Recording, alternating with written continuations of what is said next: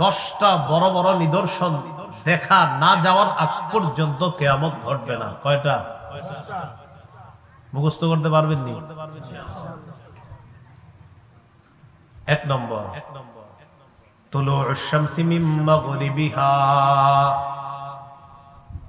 সূর্য ওঠে কোন দিক থেকে? ডেলি। তো নবীজি বলেন তুলুউশ শামসি মিন মাগরিবিহা, পশ্চিম দিক থেকে সূর্য উঠবে। এটা কিয়ামতের আগে 10টা বড় আলামতের একটা। সূর্য কোন দিক থেকে উঠবে? পশ্চিম। ওয়াদ-দাজ্জাল, ভয়ঙ্কর একটা সৃষ্টি আসবে দুনিয়াতে, তার নাম দাজ্জাল। কি নাম? দাজ্জাল। ওয়াদ-দুখান, ধোঁয়া বের হবে, ধোঁয়া। ওয়াদ-দাব্বা, মাটি থেকে প্রাণী বের হবে, এই প্রাণী মানুষের সাথে কথা বলবে। মাটি থেকে, জমিনের নিচ থেকে প্রাণী বের করবে, এটা মানুষের সাথে কথা বলবে। আল্লাহ বলেন আখরাজনা লাহুম দাব্বাতাম মিনাল আরদি তুকাল্লিমুহুম, আমি জমিন থেকে একটা প্রাণী বের করব, এটাকে দাব্বাতুল আরদ বলা হয়। এটা ভূগর্ভ থেকে, জমিনের নিচ থেকে এটা বের হবে, এটা মানুষের সাথে কথা বলবে।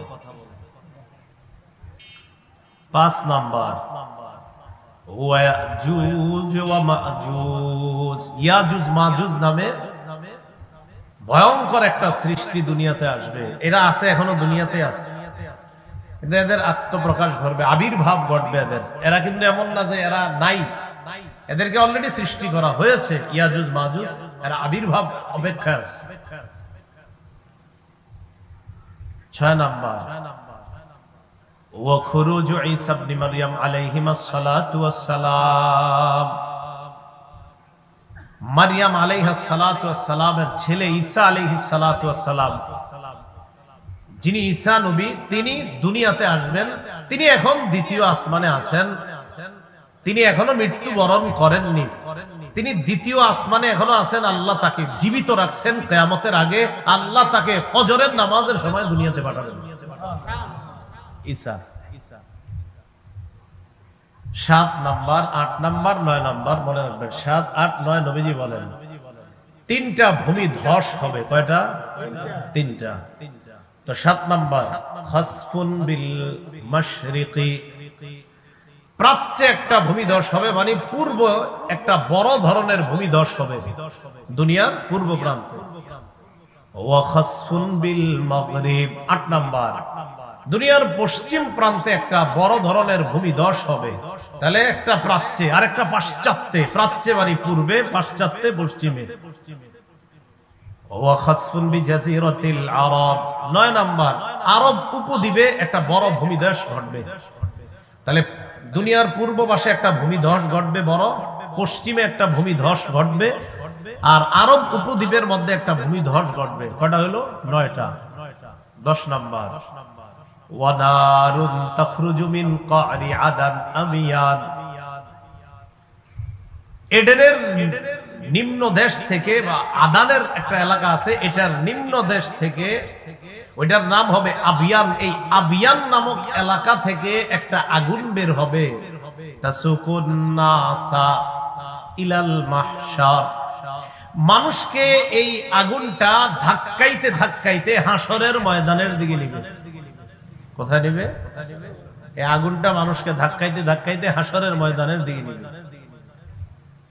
এক পর্যায়ে ওই আগুন তাদের সাথে এমন ভাবে থাকবে, মানুষের সাথে আগুন কিভাবে থাকবে দেখেন কি বলে নবীজি, তাবিতু মাহুম ইদা বাতু, এরা রাত্রে ঘুমাবে, আগুনও তাদের সাথে রাত যাপন করবে। ওয়া তাকিলু মাহুম ইদা ক্বালু, এরা দিনের বেলা হাঁটাহাঁটি করবে, আগুন এদের সাথে চলবে। রাত যাপন করবে, আগুন তাদের সাথে রাত যাপন করবে। এরা দিন যাপন করবে, আগুন তাদের সাথে দিন যাপন করবে, দিনাপিত করবে। এই 10টা বড় আলামত করবে।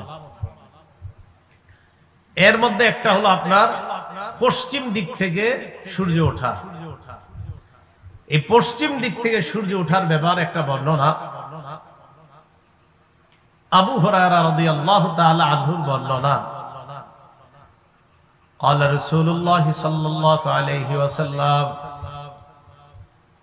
ইবনে মাজার 4068 নম্বর হাদিসের বর্ণনা, قال رسول الله صلى الله عليه وسلم لا تقوم الساعة حتى تطلع الشمس من مغربها। সূর্য যতক্ষণ পশ্চিম দিক থেকে না উঠবে ততক্ষণ কিয়ামত ঘটবে না, ততদিন কিয়ামত হবে না। ফাইদা তালাআত, হঠাৎ একদিন সূর্য যখন পশ্চিম দিক থেকে উঠবে, ওঠার পর মানুষ ওই সূর্যটাকে দেখবে, মানুষ দেখবে প্রতিদিন সূর্য উঠে পূর্ব দিক থেকে আসতে যেন পশ্চিম দিক থেকে। আলাইহা, দুনিয়ার মধ্যে যারা থাকবে সবাই ঈমান আনবে। সূর্য কোন দিক থেকে দেখে ঈমান আনবে? তো ঈমান আনার পর নবীজি বলেন ফাযালিকা হিনা লা ইয়ানফাউ নাফসান ঈমানুহা লাম তাকুন আমানাত মিন ক্বাব। রাসূলুল্লাহ সাল্লাল্লাহু আলাইহি সাল্লাম বলেন তখন ঈমান আনলে আর কোনো কাজ হবে না। তাহলে মানুষ একদিন হঠাৎ দেখবে পশ্চিম দিক থেকে সূর্য উঠছে, সবাই ঈমান আনবে। হা হা, আরে নবী না বলছে যে পশ্চিম দিক থেকে সূর্য উঠবে, তাহলে তো নবীর কথাই সত্য, জান্নাত সত্য, জাহান্নাম সত্য। তখন বলবে আল্লাহ আপনারে বিশ্বাস করলাম, নবীর উপরে ঈমান আনলাম। আল্লাহ কয়, রাসূল সাল্লাল্লাহু আলাইহি সাল্লাম কোরআনের আয়াত দিয়ে দলিল দিয়ে বলেন যে কথাটা আল্লাহই বলছেন কোরআনের মধ্যে, ইয়াউমা লা ইয়ানফাউ নাফসান ঈমানুহা লাম তাকুন আমানাত, সেদিন তাদের ঈমান তাদের কোনো কাজে আসবে না। তাহলে বলেন তো পশ্চিম দিক থেকে সূর্য ওঠার পর যদি কেউ ঈমান আনে, এই ঈমান গ্রহণযোগ্য হবে? কোনো কাজ হবে না। আরেকটা কথা মনে রাখবেন, পশ্চিম দিক থেকে সূর্য আর জমিন থেকে যে প্রাণী বের হবে, এই দুইটা একদম কাছাকাছি সময় হবে। পশ্চিম দিক থেকে সূর্য ওঠার ঘটনাটা আর জমিন থেকে যে প্রাণী বের হবে, এই দুইটা খুব দ্রুত সময়ের মধ্যে ঘটবে। ইবনে মাজার 4069 নম্বর হাদিসের বর্ণনা, عن عبد الله بن عمرو رضي الله تعالى عنهما قال سمعت رسول الله صلى الله عليه وسلم يقول أول الخروج آية تطلع الشمس من مغربها অথবা আউয়ালুল আয়াতি খুরুজান তাতলু'ুশ শামসু মিন মাগরিবিহা ওয়া খুরুজুদ দাব্বাতি আলান নাসি দুহা। রাসূলুল্লাহ সাল্লাল্লাহু আলাইহি সাল্লাম বলেন সূর্য পশ্চিম দিক থেকে উদিত হবে, আর দিনের শুরুতে মানুষের কাছে হঠাৎ একটা প্রাণী মাটির নিচ থেকে উদিত হবে, মানুষের সাথে কথা বলবে। এটা কখন হবে? দিনের শুরু সময়, দিনের শুরু ভাগে। মনে করেন আগামীকাল শুরু হবে না, এই দিনের শুরু ভাগে একটা প্রাণী জমিন থেকে বের হবে, বের হওয়ার পর এই প্রাণীটা মানুষের সাথে কথা বলবে। তো বলতে চাইছি এই প্রাণীটা আর সূর্য পশ্চিম দিকে উঠার ঘটনাটা একদম কাছাকাছি, মানে একটার পরে আরেকটা ঘটবে। এটা তো বলো 10টা জানলাম, 10টার মধ্যে এই দুইটাও আছে না, সূর্য পশ্চিম দিক থেকে ওঠা আর প্রাণী বের হওয়া, এই দুইটা একদম কাছাকাছি। প্রাণী যেটা দাব্বাতুল আরদ, বলেন তো কি এটার নাম? দাব্বাতুল আরদ, মানে ভূগর্ভ থেকে একটা প্রাণী বের হবে, এটাকে দাব্বাতুল আরদ বলা হয়। এটার ব্যাপারে ইবনে মাজার 4066 নম্বর হাদিসের মধ্যে আসছে, عن أبي هريرة رضي الله تعالى عنه قال قال رسول الله صلى الله عليه وسلم নবীজি বলেন তাখরুজুদ দাব্বা ওয়া মাআহা খাতামু সুলাইমান ওয়া মাআহা খাতামু সুলাইমান ইবনে দাউদ আলাইহিস সালাতু ওয়াস সালাম ওয়া আসা মূসা ইবনে ইমরান আলাইহিস সালাতু ওয়াস সালাম। নবীজি বলেন মাটির নিচ থেকে যে প্রাণীটা বের হবে, এই প্রাণীটার সাথে সুলাইমান নবীর আংটি থাকবে আর মূসা নবীর লাঠি থাকবে। এই বুঝছেন নি, যে প্রাণীটা মাটির নিচ থেকে বের হবে, এটার সাথে সুলাইমান নবীর আংটি থাকবে আর মূসা আলাইহিস সালামের লাঠি থাকবে। এখন কথা হলো কি কি থাকবে? আংটি আর লাঠি। তাজলু ওয়াজহাল মুমিনি বিল আসা, মূসা নবীর লাঠি দিয়া এই প্রাণীটা মুমিনদের চেহারা খালি উজ্জ্বল করবে, এমনি ধরবে আর উজ্জ্বল হবে, ধরবে উজ্জ্বল হবে। তাজলু ওয়াজহাল মুমিনি বিল আসা, মূসা নবীর লাঠি দিয়া চেহারা শুধু উজ্জ্বল করবে, মুমিনদের চেহারা। ওয়া তাখতিমু আনফাল কাফিরি বিল খাতাম। সুলাইমান নবীর আংটির মাধ্যমে কাফেরদের নাকের মধ্যে চিহ্ন দেওয়া হবে, চিহ্নিত করা হবে। এইভাবে চিহ্নিত করার পর হাত্তা আন্না আহলা, এমনকি মানুষগুলা লা ইসতামিউনা, একত্রিত হবে। ফায়াকুলু হাদা ইয়া মুমিন ওয়া ইয়াকুলু হাযা ইয়া কাফির। মানুষ একত্রিত হয়ে ওই যে মুসা নবীর লাঠি আর সুলাইমান নবীর আংটি, একটার কারণে চেহারা উজ্জ্বল হলো ইমানদারদের, আরেকটার কারণে বেঈমানদের নাকের মধ্যে আরো চিহ্নিত করা হয়েছে এটা বেঈমান। মানুষ বলবে, দেখে চিনতে পারবে যে এরা হলো ইমানদার, এরা বেঈমান। তো মানুষ বলবে হে ইমানদার, হে বেঈমান, এইভাবে চিহ্নিত হয়ে যাবে। তাজলু ওয়াজহাল মুমিন ওয়া তাখতিমু আনফাল কাফির। আল্লাহ আমাদের সকলকে ঈমান নিয়ে বাঁচার তৌফিক দান করেন। আমাদের পরবর্তী প্রজন্ম যারা আসবে, তারা যেন, যত প্রজন্ম আসবে তারা যেন সবাই ঈমানের উপর থাকতে পারে, আল্লাহ তৌফিক দান করেন। ইন্না লিল্লাহি ওয়া ইন্না ইলাইহি রাজিউন। কোনটা গেল? কারেন্ট না জেনারেটর? হ্যাঁ, কারেন্ট গেছে। জেনারেটর আছে? জেনারেটর আচ্ছা আচ্ছা।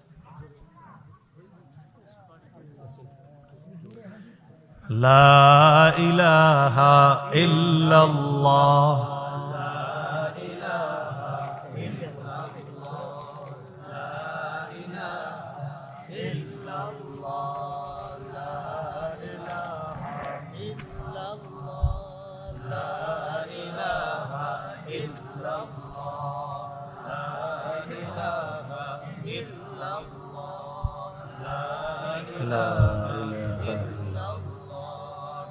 لا إله إلا الله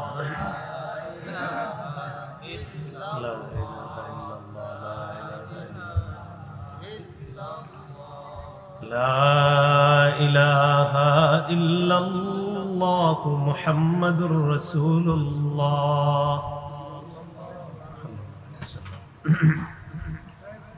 আমরা দাব্বাতুল আরদের ব্যাপারে শুনতেছিলাম, জমিনের নিচ থেকে একটা প্রাণী বের হবে, এই প্রাণীটা কথা বলবে। এটা বন্ধ করে দেন ফ্যানটা, আওয়াজ হচ্ছে তো, ওইটারও আওয়াজ হইতেছে, মানুষ বুঝবে না কথাগুলো। দেন এটা বন্ধ করে দেন, সমস্যা কিছুক্ষণ বন্ধ থাকে, মাইকে আওয়াজ যাচ্ছে। তো দাব্বাতুল আরদের ব্যাপারে যেটা বলছিলাম, জমিন থেকে একটা প্রাণী বের হবে, এই প্রাণীটা সুলাইমান নবীর আংটি আর মুসা নবীর লাঠি নিয়ে আসবে। এই প্রাণী মুমিনদের চেহারাকে উজ্জ্বল করবে, কাফেরদের চেহারাকে আরো চিহ্নিত করবে। আল্লাহ আমাদেরকে ঈমানের সাথে থাকার তৌফিক দান করেন। আবু হুরায়রা রাদিয়াল্লাহু তাআলা আনহুর বর্ণনা, সহিহ বুখারীর বর্ণনা, ৭১১৯ নম্বর হাদিস। আর ইসলামিক ফাউন্ডেশন অনুযায়ী মুসলিম শরীফের ৭০১২ নম্বর হাদিস। ইসলামিক ফাউন্ডেশনের যে হাদিসের নাম্বারগুলা এই অনুযায়ী ৭০১২, আর বুখারী শরীফের ৭১১৯ নম্বর হাদিস। এই হাদিসের মধ্যে আসছে, খুব মন দিয়ে শুনেন এটা। عن أبي هريرة رضي الله تعالى عنه قال قال رسول الله صلى الله عليه وسلم لا تقوم الساعة حتى يحسر الفرات عن جبل من ذهب। নবীজি বলেন, কিয়ামত ততক্ষণ হবে না যতক্ষণ ফুরাত নদী থেকে স্বর্ণের পাহাড় বের না হবে। কিসের পাহাড়? একদম স্বর্ণের একটা পাহাড় বের হবে ফুরাত নদী থেকে। কিয়ামতের আগে ফুরাত নদী থেকে স্বর্ণের একটা পাহাড় বের হবে, একদম স্বর্ণের পাহাড়। বের হওয়ার পর কি হবে? যদি বাংলাদেশি মানুষ ওই জায়গায় থাকে, না বাংলাদেশি না যারাই থাকে, ইয়াকতাতিলুন নাসু আলাইহি, মানুষ এই স্বর্ণের জন্য লড়াই করবে। কি করবে? লড়াই। এই জন্য বাংলাদেশের নামটা বললাম, আর কিছু মনে করেন না।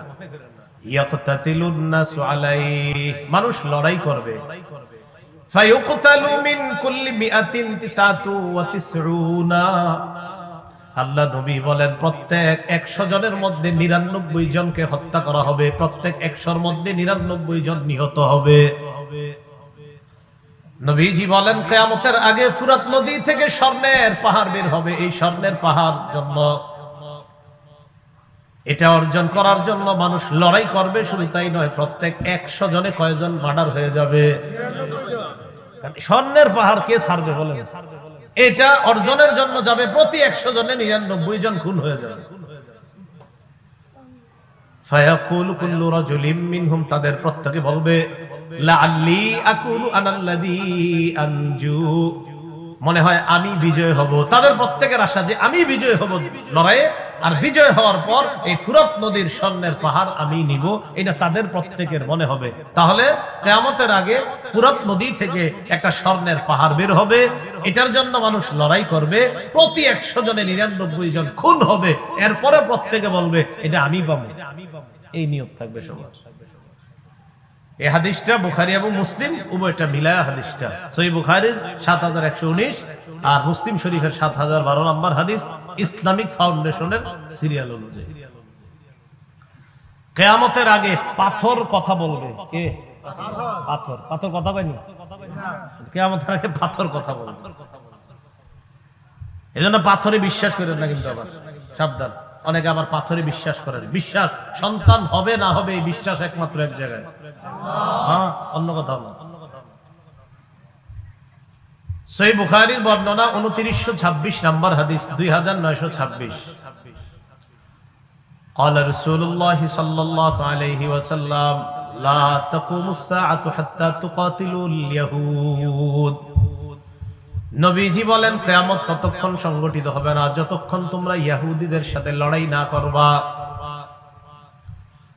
দাজ্জাল আসবে, আসার পর এই দাজ্জালের সাথে ইহুদিরা যোগ দিবে, তাদের সাথে লড়াই হবে। এক পর্যায়ে হাত্তা ইয়াকুলাল হাজারু ওয়ারাআহু ইয়াহুদিয়ুন, পাথরের পিছনে ইহুদি লুকিয়ে থাকবে। ওই পাথর কথা বলা শুরু করবে আর বলবে ইয়া মুসলিমু হাযা ইহুদিয়ুন ওয়ারাই, ও মুসলমান আমার পিছনে একজন ইহুদি লুকায় আছে, ফাকতুলহু, হত্যা করো। পাথর বলবে মুসলমান আমার পিছে একটা লুকায় আছে, ধরো এটা। দাজ্জালের সাথে এরা থাকবে, এদের সাথে লড়াই হবে। তো পাথর কথা বলবে। তাহলে কি বুঝলাম?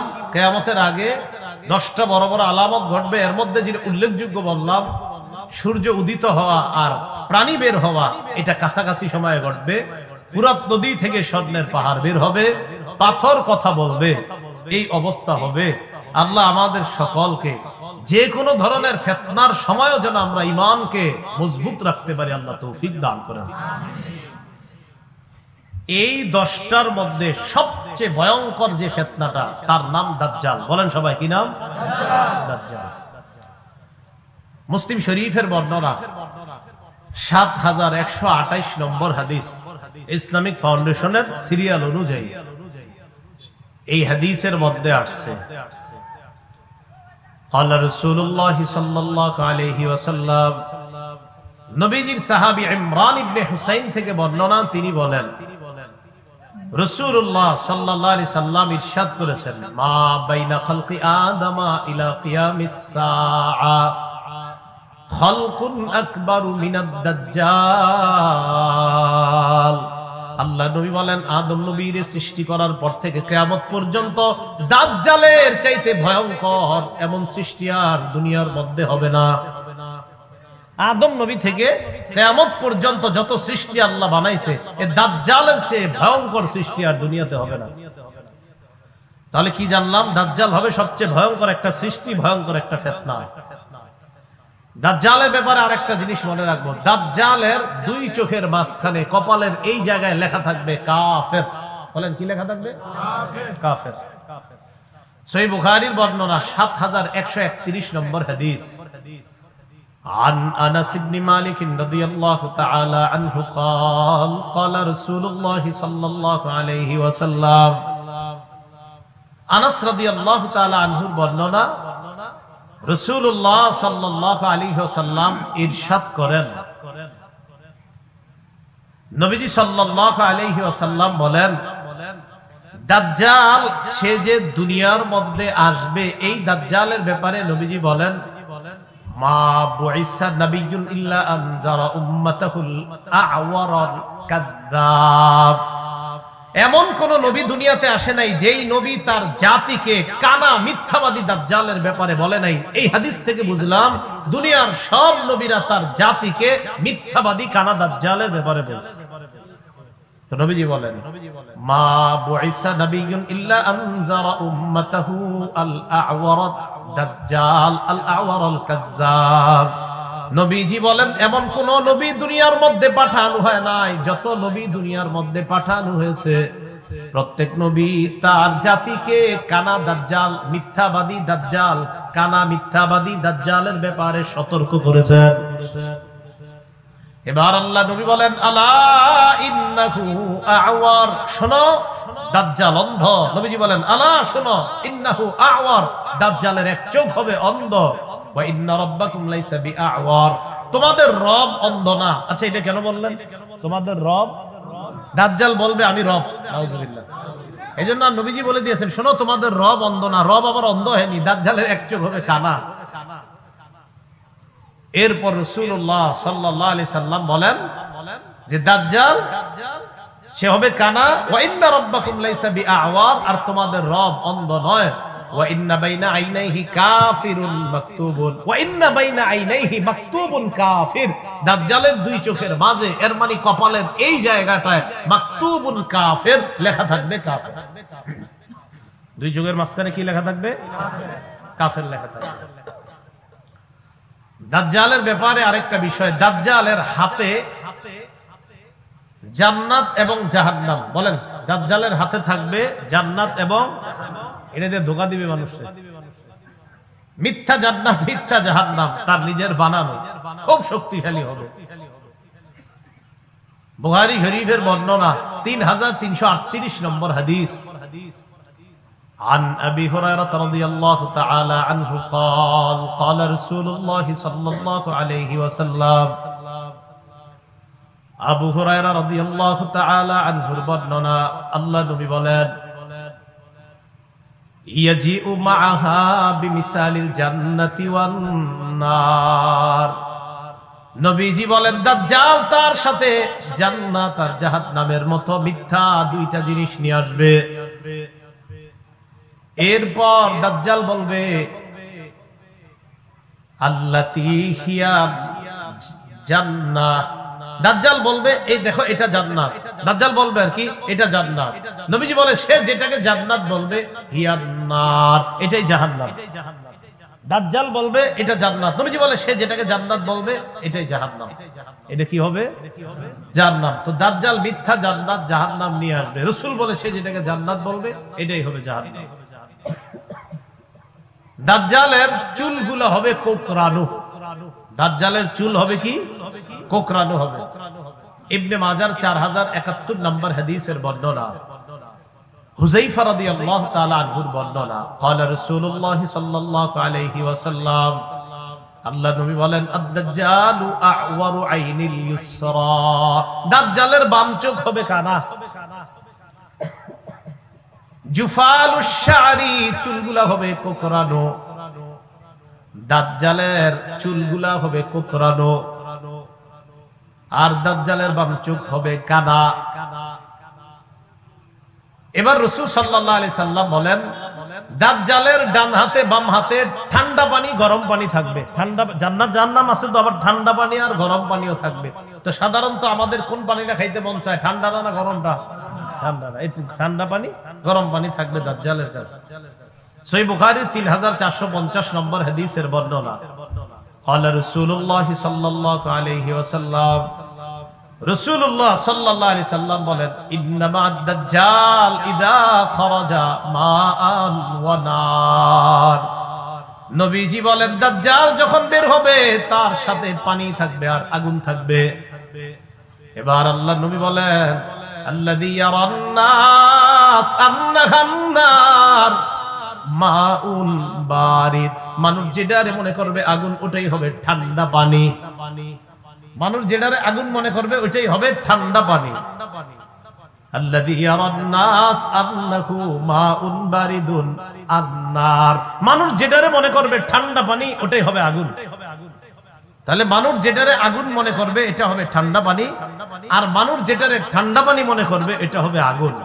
নবীজি বলেন, ফামান আদরাকা মিনকুম, তোমাদের কেউ যদি এই জাতীয় অবস্থার সম্মুখীন হও, ফালইয়াকা ফিল্লাযী হিয়ান নার, সে যেন আগুন যেটা ওটাকেই ওটার মধ্যেই যেন সে মুখ দেয়, ওই আগুনটাই যেন সে মুখের মধ্যে নেয়। কারণ আযবুন বারিদুন, আমি নবী বলে গেলাম, মুখের মধ্যে যখন আগুনটা নিবে এটা আগুন হবে না, এটা হবে সুমিষ্ট ঠান্ডা পানি। তোমাদের কেউ যদি দাজ্জালকে পাও, সে যদি আগুন আর পানি দেখায়, তখন তুমি আগুনটাই মুখে নিবা, কারণ আমি নবী বলে গেলাম তার আগুনটাই হবে সুমিষ্ট ঠান্ডা পানি। এই হলো দাজ্জালের সাথে থাকা পানি। এই পানি নিয়ে সে দুনিয়ার মধ্যে আসবে। দাজ্জাল খোরাসান থেকে আসবে। বলেন কোত্থেকে? হ্যাঁ, খোরাসান। দাজ্জাল আসবে কোত্থেকে বলেন তো? খোরাসান। রাসূলুল্লাহ সাল্লাল্লাহু আলাইহি সাল্লাম বলেছেন দাজ্জালের ব্যাপারে, ইয়াখরুজুদ দাজ্জাল মিন আরদিন বিল মাশরিক, দাজ্জাল পূর্ব দিক থেকে বের হবে। ইউকালু লাহা খোরাসান, এলাকাটার নাম হবে খোরাসান। এলাকাটার নাম কি হবে? তাহলে দাজ্জাল যেই এলাকা থেকে বের হবে ওই এলাকাটার নাম হবে খোরাসান, এটা পূর্ব দিকে হবে। দাজ্জাল যে এলাকা থেকে বের হবে এলাকাটার নাম হবে খোরাসান, এটা কোথা থেকে বের হবে? পূর্ব দিক থেকে বের হবে। ইবনে মাজার 4072 নম্বর হাদিস, রাসূলুল্লাহ সাল্লাল্লাহু আলাইহি সাল্লাম বলেন, দাজ্জাল পূর্ব দিক থেকে বের হবে, তার এলাকাটার নাম হবে খোরাসান। দাজ্জালের ব্যাপারে আসছে 40 দিন, 40 মাস বা 40 বছর, যেটা হোক 40 দিনের হায়াত নিয়ে দাজ্জাল দুনিয়াতে আসবে। কোন বর্ণনায় দেখবেন 40 বছর আছে, ইবনে মাজার এক বর্ণনায় 40 বছরের কথা আছে, বাকি কিছু বর্ণনায় 40 দিনের কথা আছে। 40 দিন হইলেও কিন্তু অবস্থা খারাপ। প্রথম দিনটা হবে 1 বছরের সমান, দ্বিতীয় দিনটা হবে 1 মাসের সমান, তৃতীয় দিনটা হবে 1 সপ্তাহের সমান, বাকি দিনগুলো হবে আমাদের দিনের মতোই। তো দাজ্জাল এইভাবে আপনার পৃথিবীর মধ্যে আত্মপ্রকাশ করবে। আর দাজ্জাল হবে আদম নবী থেকে যত সৃষ্টি আল্লাহ বানাইছে সবচেয়ে ভয়ঙ্কর সৃষ্টি। এগুলো হলো কিয়ামতের আলামত। দাজ্জাল যখন পৃথিবীর মধ্যে আসবে, ওই সময় পৃথিবীতে আরেকজন কিয়ামতের আলামত হিসাবে যিনি থাকবেন, এটা ভালো, ইমাম মাহদি। বলেন কি নাম? ইমাম মাহদি। তো ইমাম মাহদি আগে থেকেই থাকবেন। ইমাম মাহদির ব্যাপারে আমাদের আকীদাটা ভালো করে মনে রাখবেন। আপনাদের এলাকার একজন হঠাৎ বলে ফেললো আমি ইমাম মাহদি, কথার কথা বলে, এরকম বলতেছে অনেকে, দেখবেন হঠাৎ হোমনা থেকে যদি একজন বলে ফেলে আমি ইমাম মাহদি, আপনাদের অনেকে বলবে হইতেও পারে না, কথার কথা। ইমাম মাহদি তিনি হবেন যার সাথে নবীর বক্তব্য মিলে যাবে। বলেন, ইমাম মাহদি তিনি হবেন যার সাথে নবীজির বক্তব্য মিলে যাবে। তো নবীজির বক্তব্য আমরা মিলাই। ইবনে মাজার 4083 নম্বর হাদিসের বর্ণনা, عن أبي سعيد الخدري رضي الله تعالى عنه أن رسول الله صلى الله عليه وسلم قال يكون في أمتي المهدي إن قصر فسبع وإلا فتسعون। আল্লাহ নবী বলেন, মাহদি আমার উম্মতের মধ্য থেকেই হবে। মাহদি দুনিয়ার মধ্যে 7 বছর অথবা 9 বছর রাজত্ব করবে। কয় বছর বলেন তো? মাহদি এই উম্মতের মধ্য থেকেই হবে, রাজত্ব করবে কয় বছর? 7 বছর অথবা 9 বছর। বাস একটা ধারণা পাইলাম আমরা। এবার আরেকটা ধারণা, মাহদি পুরা পৃথিবীতে ইনসাফ এবং ন্যায় বিচার প্রতিষ্ঠিত করবে। পুরা পৃথিবীতে ইনসাফ ন্যায় বিচার প্রতিষ্ঠিত করবে। আবু দাউদ শরীফের 4285 নম্বর হাদিসের বর্ণনা, 4285 এই হাদিসের মধ্যে আসছে। এটার বর্ণনাকারী আবু সাঈদ খুদরি রাদিয়াল্লাহু তাআলা আন্না রাসূলুল্লাহ সাল্লাল্লাহু আলাইহি ওয়াসাল্লাম قال, নবীজি বলেন, আল মাহদিয়্যু মিন্নি, মাহদি হবে আমার বংশের। নবীজি বলেন মাহদি হবে আমার বংশের। এরপর আল্লাহ নবী বলেন আমার বংশের মাহদি হবে। মাহদি যখন দুনিয়ার মধ্যে আসবে, আসার পর আজলাল জাবহা, কপালটার দিকে তাকাইবা, তাকায় দেখবা মাহদির কপালটা হবে চওড়া উজ্জ্বল। আকনাল আনফি, নাকটা হবে উঁচু। মাহদির কপাল হবে উজ্জ্বল, নাক হবে উঁচু। এরপর নবীজি সাল্লাল্লাহু আলাইহি ওয়াসাল্লাম বলেন ইয়ামলিকু ফিল ইয়ামলাউ ফিল আরদি কিসতান ওয়া আদলা কামা মুলিআত যুলমান ওয়া জাওরা। পুরো পৃথিবী যেমন জুলুম নির্যাতনার পাশবিকতায় ভরে যাবে, মাহদী এসে জুলুমের বিপরীতে পুরো দুনিয়াতে ইনসাফ কায়েম করবে। তাহলে মাহদীর ব্যাপারে দুইটা বিষয় জানলাম, 7 বছর বা 9 বছর রাজত্ব করবে। আরেকটা জানলাম তার কপাল হবে চওড়া, নাক হবে উঁচু, তিনি মুহাম্মদ সাল্লাল্লাহু আলাইহি সাল্লামের বংশ থেকে হবে। মুহাম্মদ সাল্লাল্লাহু আলাইহি সাল্লাম বংশ মানে ফাতেমার বংশ থেকে, ফাতেমার বংশ মানে হযরত হাসানের বংশ থেকে। আসবে একটু পরে বলতেছি। মাহদী যিনি হবেন তারে আল্লাহ এক রাতেই খেলাফতের যোগ্য বানায়া দিবেন। কয় রাতে? এক রাতে। হ্যাঁ। ইবনে মাজার 4085 নম্বর হাদিসের বর্ণনা। عن علي بن أبي طالب رضي الله تعالى عنه قال قال رسول الله صلى الله عليه وسلم নবীজি বলেন আল মাহদিয়্যু মিন্না আহলাল বাইত, মাহদী আমাদের আহলে বাইতদের একজন। মাহদী আমাদের আহলে বাইতদের মধ্য থেকেই হবে, মাহদী আমাদের আহলে বাইতদের মধ্য থেকে হবে। ইউসলিহুল্লাহু ফি লাইলা, আল্লাহ নবী বলেন মাহদী যিনি হবে তাকে আল্লাহ পাক রব্বুল আলামিন এক রাতের মধ্যে খেলাফতের যোগ্য বানিয়ে দিবেন। তাহলে একজন ব্যক্তির মাঝে সবগুলা পাওয়া যাইতে হবে আলামত, পাওয়া গেলে তিনি হবে মাহদী। এরপরে আসেন মাহদী যিনি হবেন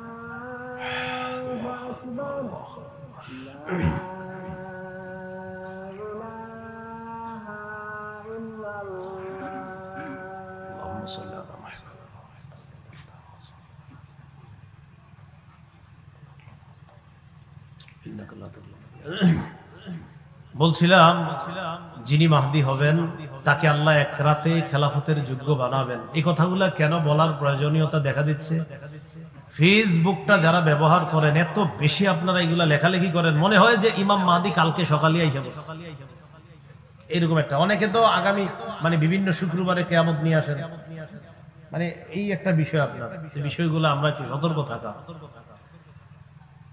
ইবনে মাজার 4086 নম্বর হাদিসের বর্ণনা, সাঈদ ইবনুল মুসাইয়াব বলেন আমরা আম্মাজান উম্মে সালামা রাদিয়াল্লাহু তাআলা আনহার সামনে মাহদীর আলোচনা করলাম। আম্মাজান উম্মে সালামা বললেন সামিআতু রাসূলুল্লাহি সাল্লাল্লাহু আলাইহি ওয়াসাল্লাম ইয়াকুল আল মাহদিয়্যু মিন ওয়ালাদি ফাতিমা, মাহদী ফাতেমার বংশের হবে।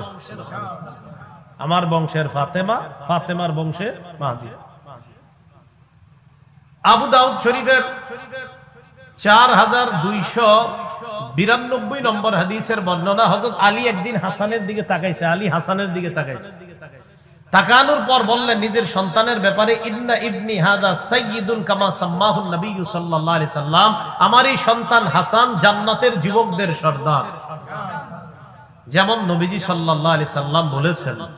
এরপরে বললেন وَسَيَخْرُجُ رَجُلٌ مِّن صُلْبِهِ يُسَمَّى بِاسْمِ نَبِيِّكُمْ مُحَمَّدٍ صَلَّى اللَّهُ عَلَيْهِ وَسَلَّمَ, আমার এই সন্তান হাসানের বংশ থেকে এমন একজন ব্যক্তির আবির্ভাব ঘটবে এমন এক ব্যক্তি বের হবে যে ব্যক্তির নাম তোমাদের নবীর নামে রাখা হবে, যার নামটা তোমাদের নবীর নামে রাখা হবে। ইউশবিহুহু ফি খুলকিহি, তার চরিত্রটা নবীর চরিত্রের মতো হবে, তার চরিত্রটা নবীর চরিত্রের মতো হবে, এমন এক ব্যক্তির আবির্ভাব ঘটবে। আবু দাউদ শরীফের 4282 নম্বর হাদিসের মধ্যে আছে, ক্বালা রাসূলুল্লাহ সাল্লাল্লাহু আলাইহি ওয়াসাল্লাম ইউআতিউ ইসমুহু ইসমি ওয়া ইসমু আবিহি ইসমু আবি, মাহদির নাম হবে আমার নামে, মাহদির আব্বার নাম হবে আমার আব্বার নামে। তো যিনি মাহদি হবেন তার নাম নবীর নামে হবে, যিনি মাহদি হবেন তার আব্বার নাম নবীর আব্বার নাম আব্দুল্লাহর নামে হবে। তাহলে আবার প্রথম থেকে আসেন তো, মাহদি এই উম্মতের থেকেই হবে। মাহদি 7 বছর বা 9 বছর রাজত্ব করবে। মাহদির কপাল হবে চওড়া, মাহদির নাক হবে উঁচু। মাহদিকে এক রাতে আল্লাহ খেলাফতের যোগ্য বানাবেন। মাহদি পুরা পৃথিবীতে ইনসাফ প্রতিষ্ঠিত করবেন। মাহদি হযরত ফাতেমা তথা হযরত হাসান রাদিয়াল্লাহু তাআলা আনহুর বংশ থেকে হবেন। মাহদির নাম হবে আমাদের নবীর নামে, আর মাহদি যিনি হবেন তার আব্বার নাম হবে আমাদের নবীর আব্বার নামে। মাহদির রাজত্বকালে কি পরিমাণ সম্পদ হবে? ইবনে মাজার 4083 নম্বর হাদিসের বর্ণনার মধ্যে রাসূলুল্লাহ সাল্লাল্লাহু আলাইহি সাল্লাম বলেন, ফাতানআমু ফীহি উম্মতি নি'মাতান লাম ইয়ানআমু মিসলাহা ক্বাত্তু।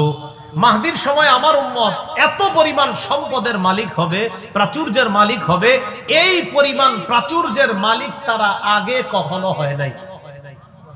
মাহদির সময় এত পরিমাণ সম্পদের মালিক হবে।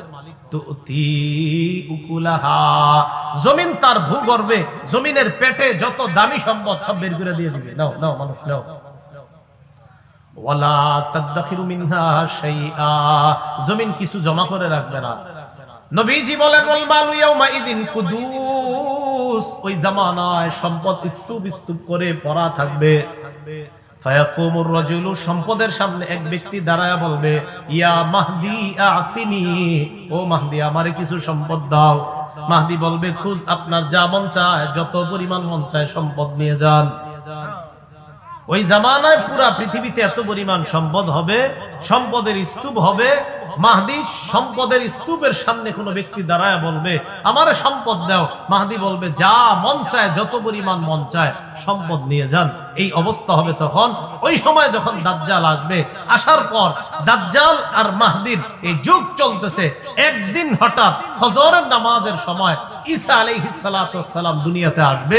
আসার পর ঈসা আলাইহিস সালাম মাহদি তারা একসাথে হয়ে দাজ্জালের বিরুদ্ধে যখন লড়াই করবে, দাজ্জাল ঈসা নবীরে দেখা মোমের মতো গলে যাবে।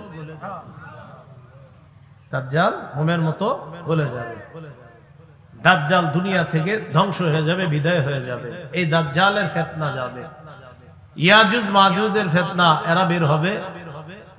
এত ভয়ঙ্কর অবস্থা হবে দুনিয়ার। ঈসা আলাইহিস সালাম আল্লাহর কাছে দোয়া করবে। দোয়া করার পর তাদের মৃত্যু হবে, তাদের ধ্বংস হবে। এক জাতীয় পোকা তাদের এখানে আক্রমণ করবে। এই পোকা আক্রমণ করার পর সব মারা যাবে। এরা মারা যাওয়ার পর ঈসা নবীর দোয়ায় বৃষ্টি হবে। বৃষ্টি হওয়ার পর পুরা পৃথিবীটাকে আল্লাহ আবার নতুন করে সজীব করবেন। পুরা পৃথিবীটা আল্লাহ আবার সৌন্দর্যতায় পরিপূর্ণ করে দিবেন। এইভাবে চলতে থাকবে। চলতে চলতে আবার মানুষের মাঝে আপনার জুলুম নির্যাতন শুরু হবে, আবার শুরু হবে। জুলুম নির্যাতন হইতে হইতে এক পর্যায়ে পৃথিবীর মানুষগুলা সবচেয়ে নিকৃষ্ট মানুষে পরিণত হবে। বুঝেন, ঈসা নবীর সময় সবচেয়ে ভালো হয়ে গেল, হওয়ার পর আস্তে আস্তে আস্তে আস্তে আস্তে আবার খারাপ হয়ে যাবে। আবার যখন মানুষগুলা খারাপ হয়ে যাবে, খারাপ হয়ে যাওয়ার পর মানুষগুলা যখন সবচেয়ে নিকৃষ্ট মানুষে পরিণত হবে, তখন কি ঘটবে? রাসূলুল্লাহ সাল্লাল্লাহু আলাইহি সাল্লাম বলেন, লা ইয়াজদাদুল আমরু ইল্লা শিদ্দাতান ওয়ালাদ দুনিয়া ইল্লা ইদবারা ওয়ালাদ নাসু ইল্লা শুহা। নবীজি বলেন, দিনের পর দিন প্রতিটা বিষয় কঠিন হয়ে যাবে। দুনিয়ার মধ্যে অভাব অনটন দেখা দিবে, মানুষগুলা বড় কৃপণ হবে। ওয়ালা তাকুমুস সাআ ইল্লা আলা শিরারিন নাস, সবচেয়ে যে নিকৃষ্ট মানুষগুলা থাকবে তাদের উপর কিয়ামত সংঘটিত হবে। সবচেয়ে নিকৃষ্ট মানুষগুলোর উপর কি হবে? কিয়ামত সংঘটিত হবে। কিয়ামতটা হবে শুক্রবারে। বলেন কি বারে? তবে কোন বছর কোন শুক্রবারে এটা আল্লাহ জানেন। কোন বছরের কোন শুক্রবার এটা কে জানেন? এটা আল্লাহ জানেন, বাকি শুক্রবারে হবে। রাসূলুল্লাহ সাল্লাল্লাহু আলাইহি সাল্লাম বলেন, খায়রু ইয়াউমিন তালাআত ফিহি শামসু ইয়াউমুল জুমআ, দিনের মধ্যে সবচেয়ে শ্রেষ্ঠ দিন হলো জুমার দিন। ফিহি খুলিকা আদম, জুমার দিন আদম নবীকে সৃষ্টি করা হয়েছে। ফিহি উদখিলাল জান্নাহ, জুমার দিন আদম আলাইহিস সালাতু ওয়াস সালামকে জান্নাতে প্রবেশ করানো হয়েছে। ওয়া ফিহি উখরিজা মিনহা, জুমার দিন আদম নবীকে জান্নাত থেকে বের করা হয়েছে। নবীজি বলেন, ওয়ালা তাকুমুস সাআতু ইল্লা ফি ইয়াউমিল জুমআ, কিয়ামতটা যেদিন ঘটবে ওই দিনটাও হবে জুমার দিন। তাহলে কিয়ামতটা হবে কি বারে? জুমার দিন। বাকি কোন জুমার দিন কোন বছর এটা আল্লাহ জানে। কিয়ামত জুমার দিনে ঘটবে, সবচেয়ে নিকৃষ্ট মানুষের উপর কিয়ামত ঘটবে। আর কিয়ামত ঘটার আগে কিছু আলামত ঘটবে। এই আলামতগুলো হলো যে আলামতগুলো বললাম, একের পর এক পৃথিবীর মধ্যে আলামতগুলো একের পর এক ঘটতে থাকবে। তো কিয়ামতের আলামতগুলো যখন ঘটবে, ওই জামানায় রাসূলুল্লাহ সাল্লাল্লাহু আলাইহি সাল্লাম বলেন যে ফিতনা আমার উম্মতের কাছে এমন ভাবে আসবে, ইউসবিহুর রাজুলু মুমিনা ওয়া ইউমসি কাফিরা, মানুষ সকালবেলা ঈমান নিয়ে ঘর থেকে বের হবে, বিকালে বেঈমান হয়ে যাবে। ওয়া ইউমসি মুমিনা, মানুষ বিকালে ঈমানদার থাকবে। ওয়া ইউসবিহু কাফিরা, সকালে তার ঈমানটা চলে যাবে, এটা সে জানবেও না। এমন একটা পরিস্থিতি ছয়ে যাবে আমার উম্মতের জন্য। তো ওই কঠিন মুহূর্তগুলা, ফিতনাগুলা এখনই আমাদের উপর একের পর এক আসতেছে, আবার যাচ্ছে। এই সময়ে ঈমানের উপর অটল থাকাটা, এটাই হবে জীবনের সবচেয়ে চ্যালেঞ্জের বিষয়, যে ঈমান নিয়ে বাঁচতে পারা, ঈমান নিয়ে মরতে পারা। আল্লাহ পাক রব্বুল আলামিন আমাদের সকলকে কিয়ামতের আগে যে ঘটনাগুলা ঘটবে, এই জাতীয় ঘটনা যেন আমাদেরকে ঈমান থেকে দূরে সরায়া দিতে না পারে। আল্লাহ আমাদের সকলকে মজবুতির সাথে ঈমানের উপর অটল থাকার তৌফিক দান করেন। আমিন। ওয়া আখিরু দাওয়ানা আলহামদুলিল্লাহি রাব্বিল আলামিন।